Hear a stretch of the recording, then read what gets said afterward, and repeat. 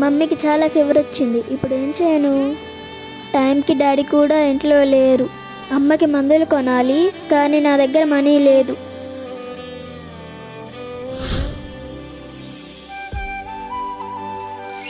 ఆ అక్క డబ్బులు కింద పడ్డట్లున్నాయి.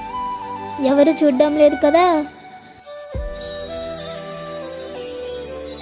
వీటితో నేను మా మమ్మీకి మందులు కొంటాను. అయినా ఇలా చేయడం తప్పు కదా.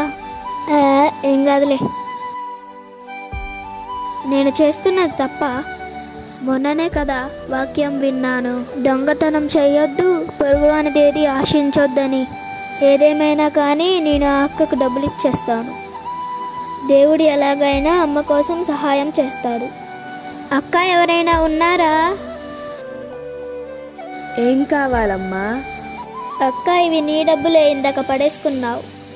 అవునా, చాలా థ్యాంక్స్ అమ్మా. నువ్వు చాలా మంచిదానివి. నీ పేరేంటమ్మా? నా పేరు ఫ్రూటీ అక్క. అవునా, నా డబ్బులు నాకు తెచ్చిచ్చినందుకు నీకు చిన్న గిఫ్ట్. అవునా, చాలా థ్యాంక్స్ అక్క. యేసయ్య, నీవు నాకు ఇలా హెల్ప్ చేసావా? చాలా థ్యాంక్స్ దేవా.